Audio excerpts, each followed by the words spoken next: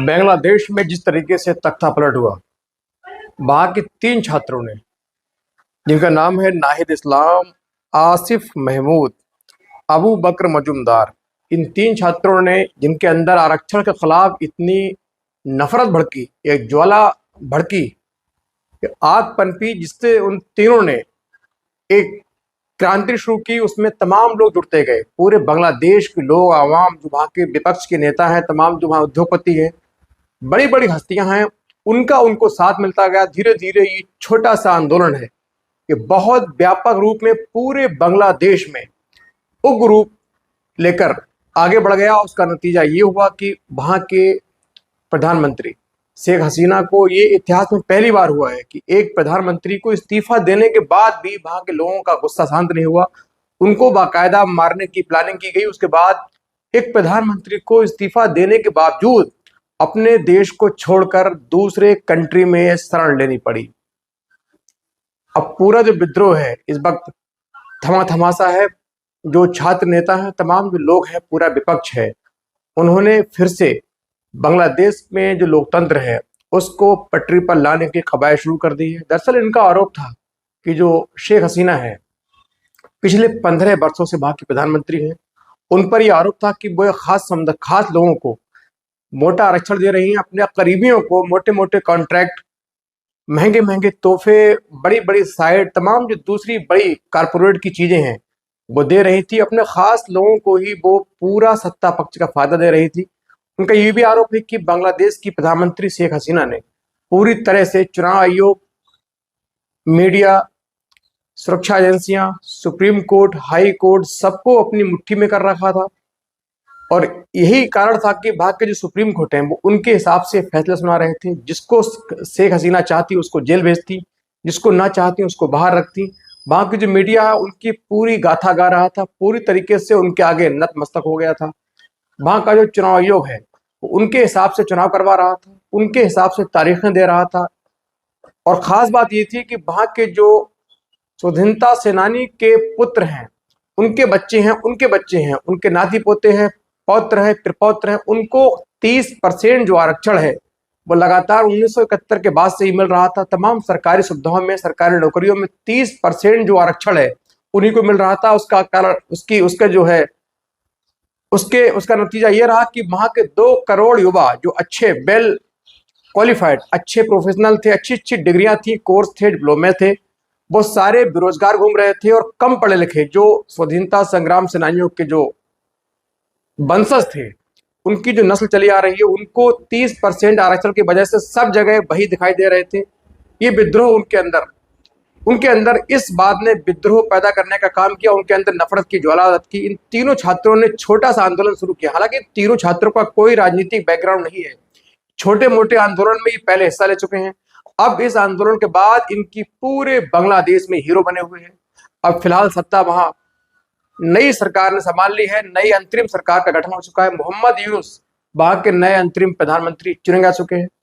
शेख हसीना भारत के दिल्ली में शरण लिए हुए हैं। पूरी वहां तख्ता पलट हो चुका है। इनके तमाम जो लगभग 40 मंत्री और नेता मारे जा चुके हैं। 300 से ज्यादा लोगों की वहां मौत हुई है। सेना ने पूरी तरीके से इन विद्रोहियों पर, आंदोलनकारियों पर फायरिंग करने से साफ इनकार कर दिया। बाकायदा शेख हसीना को 45 मिनट देश छोड़ने के लिए दिए। उसके बाद शेख हसीना ने देश छोड़ दिया, इंडिया आ गई।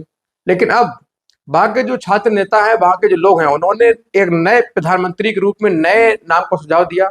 उनका नाम है मोहम्मद यूनुस।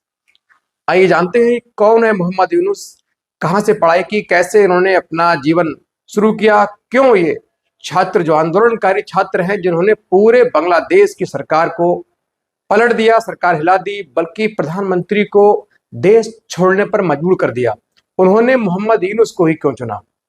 आइए जानते हैं कौन है मोहम्मद यूनुस और क्या उनकी विचारधारा है, आगे के लिए क्या उन्होंने बातें कही हैं। दरअसल मोहम्मद यूनुस जो है 80 साल के, माफी चाहूंगा, 85 साल के एक व्यक्ति हैं। ये 1970 में इन्होंने माइक्रो फाइनेंस के अग्रणी के रूप में शुरुआत की थी। दरअसल इनका मानना था कि सरकार जो है बड़े बड़े बैंकों को, बड़े बड़े जो उद्यमी हैं, कारोबारी हैं, रोजगारी हैं, जो फैक्ट्री के मालिक हैं, उनको बैंक आसानी से लोन दे देती है, जिससे उनका जो व्यापार है और आगे बढ़ जाता है। दूसरी ओर जो गरीब लोग हैं, छोटे तबके के लोग हैं, गांव के लोग हैं, वो उनकी जो स्थिति है और दयनीय होती जा रही है। वो लगातार नीचे की ओर जा रहे हैं। जो बड़े उद्यमी हैं वो आगे बढ़ रहे हैं, बीच का जो गैप है मेंटेन नहीं हो रहा है, दूरी बढ़ रही है। और ये जो गरीब लोग हैं इनको बैंक फाइनेंस देने से साफ मना कर देता है, इनको लोन देने से साफ मना कर देता है। तो उन्होंने एक बार वो चटगांव यूनिवर्सिटी गए थे, उसके पास में एक गांव का उन्होंने दौरा किया, गांव वालों से बातें की, तो उनसे मालूम चला कि हमको सरकार की ओर से किसी प्रकार की कोई सुविधा उपलब्ध नहीं है, लिहाजा हमारे पास जीने के लाले पड़े हैं, हमारे पास कारोबार के लिए पैसा नहीं है। तो वहीं से इनके दिमाग में एक प्लान उपजा। इन्होंने सोचा क्यों ना हम बड़ी बैंकों से अपने लिए लोन लेकर, मोटा लोन लेकर और उनको टुकड़ों में बांटकर, ये जो गरीब कारोबारी हैं जिनकी छोटी छोटी दुकानें हैं, आय के कोई बड़े साधन नहीं है, इनको उसी लोन से हम पैसे दें और ताकि इनका काम चले, उस पैसे से हम अपना जो लोन है वो निपटाते रहें। इसीलिए उन्होंने 1970 में माइक्रो फाइनेंस के अग्रणी के रूप में काम किया और धीरे धीरे इनका जो काम है बहुत तेजी से चला। नतीजा ये हुआ कि गांव के गांव व्यापार बन गए, व्यापारी बन गए, पूरे गांव में व्यापार शुरू हो गया। अब धीरे धीरे बांग्लादेश में इनका जो नाम है बहुत तेजी से आने लगा। उसके बाद इन्होंने बांग्लादेश ग्रामीण बैंक की शुरुआत की। ग्रामीण बैंक का ये मकसद था कि ग्रामीण के लोग, जो ग्रामीण अंचल के लोग हैं, खासतौर से जो गरीब लोग हैं, मजदूर किसान वर्ग हैं, जो सरकारी योजनाओं से वंचित रहते हैं, लोन से वंचित रहते हैं, इनको किसी तरह छोटा छोटा माइक्रो फाइनेंस देकर, छोटा लोन देकर इनकी मदद की जाए, जिससे इनका जो छोटा व्यापार है वो आगे बढ़े। जिससे चूंकि पूरे देश के लिए कोई जो सबसे निम्न जनता होती है, जो गरीब वर्ग है, वही तरक्की के लिए जिम्मेदार होता है। यदि वो सफल है, सुकून से है और वो सुखी है, तो मानिए पूरा देश सुखी है। उन्होंने इस पर ध्यान दिया और पूरी तरीके से पूरे देश की सेवा में लग गए।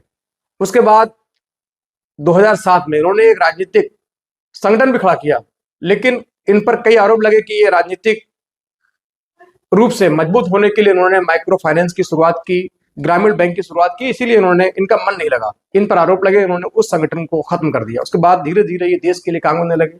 उसके बाद जो खालिदा जिया है उनके खिलाफ इन्होंने काम किया, उनके आरोप झेले। उसके बाद जब शेख हसीना प्रधानमंत्री बनी तो शेख हसीना से इनकी जो दूरियां हैं वो बढ़ती रही, तलखियां बढ़ती रही। शेख हसीना ने इन पर बहुत तरीके के आरोप लगाए। 2008 में शेख हसीना ने इन पर आरोप लगाया कि ये मोहम्मद यूनुस गरीबों को माइक्रो फाइनेंस के नाम पर लूट रहे हैं, माइक्रो फाइनेंस के नाम पर ये गरीबों का शोषण कर रहे हैं, लिहाजा इन पर एक मुकदमा कायम किया गया और धीरे धीरे इन पर लगभग 150 मुकदमे दर्ज कर दिए गए। अभी हाल में ही इन पर एक और मुकदमा दर्ज हुआ था जिसमें इनको 6 महीने की जेल भी हुई थी, लेकिन अभी ये बेल पर बाहर थे।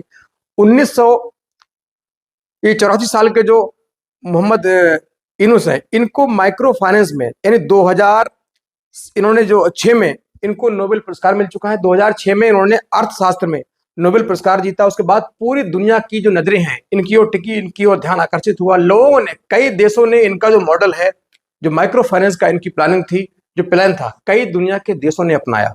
यहाँ तक कि अमेरिका ने भी इनकी बहुत तारीफ की। ये शुरू से ही एक गांधीवादी विचारधारा के रहे हैं। देश के स्वाधीनता आंदोलन में भी उन्होंने बढ़ चढ़ के भाग लिया था। लेकिन अब चूंकि खालिदा जिया हैं, उनके बाद शेख हसीना है, इन्होंने देश को लूटने का काम शुरू किया। इनके मुताबिक उन पर ऐसे आरोप लगे कि ये गरीबों का शोषण कर रही हैं, बड़े जो उनके खास लोग हैं उनको फायदा दिया जा रहा है, तमाम सरकारी जो मशीनरी है उसका दुरुपयोग हो रहा है, उसको अपनी मुट्ठी में कर रहा है। इसीलिए इन्होंने पूरी तरीके से छात्रों का समर्थन किया। छात्रों ने बाकायदा तख्ता पलट होने के बाद मोहम्मद यूनुस का नाम सबसे ऊपर सुझाया। फौरन उनको प्रधानमंत्री के अंतरिम सरकार में प्रधानमंत्री के रूप में कल शपथ दिलाई गई। उन्होंने शपथ लेते ही सबसे पहले कहा कि अब आपको इस आंदोलन से लौट जाना चाहिए, हिंसा छोड़ देनी चाहिए। और बाकी बाकायदा उन्होंने ये कहा कि हमारे देश में जो अल्पसंख्यक हैं, हिंदू समुदाय के लोग हैं, ईसाई समुदाय के लोग हैं, इन पर हमले नहीं होने चाहिए। यदि इन पर हमले हुए तो फिर मेरा प्रधानमंत्री बनना का कोई औचित्य नहीं है, मुझे आपको लाने का कोई औचित्य नहीं है, किसी और को चुन लीजिए। उनकी बात का ये असर हुआ कि वहां बाकायदा अब शांति कायम होने लगी है, बाहर होने लगी है। अब नई सरकार का गठन, वो अंतरिम सरकार है, उसका गठन हो चुका है। हालांकि पूरी तरीके से जो नियंत्रण है अब सेना के कब्जे में रहेगा। सेना पूरी तरीके से वहां पूरी हावी है। वहां के जो आर्मी चीफ हैं बकारुज्जमा, वो सरकार के गठन करवाने में महत्वपूर्ण भूमिका निभा रहे हैं। उन्होंने पूरी तरीके से सेना को पूरे देश में डिप्लॉय किया। इस वक्त सेना बाकी हर गली में, हर चौकी पर, हर स्टेशन पर, हर बड़े संस्थान पर सेना मौजूद है। और खालिदा जिया है, जो शेख हसीना है, इस वक्त भारत में है, दिल्ली में शरण लिए हुए हैं। उनके देश के जो बड़े बड़े वकील हैं, उनके बड़े बड़े जो उद्यमी हैं, जो नेता हैं, उन्होंने भारत से मांग की है कि खालिदा जिया हमारे देश की जो अपराधी हैं, इनको फौरन भारत अपराधी के रूप में गिरफ्तार करके हमारे देश बांग्लादेश को सौंपे।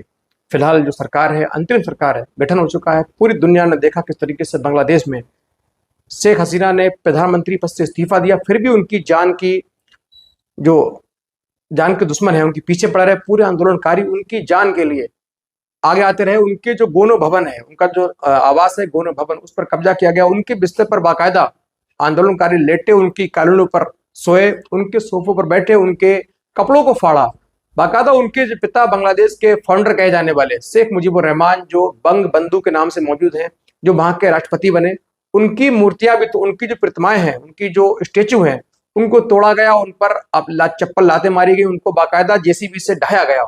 ऐसा कहा गया कि इस परिवार ने पूरे बांग्लादेश की जो अर्थव्यवस्था है चौपट कर दी है, पूरा लोकतंत्र है खतरे में डाल दिया है, पूरी सरकारी मशीनरी है दुरुपयोग किया है, खास लोगों को फायदा पहुंचाया है। पूरा बांग्लादेश लगातार कंगाल हो रहा है। इसी उद्देश्य से ये पूरी तमाम स्टेचू गिरा दिए गए। बांग्लादेश में शेख हसीना और उनके जो पिता हैं शेख मुजीबुर रहमान, जो बंगबंधु बांग्लादेश के फाउंडर कहे जाते हैं, उनको भी उनके नाम से जो सड़कें हैं उनके सबके नाम बदले जा रहे हैं। उनके नाम से जो जो चौराहे हैं सबको तोड़ दिया गया। फिलहाल सारी दुनिया ये उम्मीद कर रही है कि जल्द से जल्द बांग्लादेश में लोकतंत्र कायम हो, क्योंकि इसके नतीजे जो हैं बड़े गंभीर हो सकते हैं यदि वहां लोकतंत्र कायम नहीं हुआ। फिलहाल अभी स्थिति धीरे धीरे शांत हो रही है। हम उम्मीद करते हैं कि बांग्लादेश से बहुत जल्दी जो लोकतंत्र है पटरी पर लौटेगा।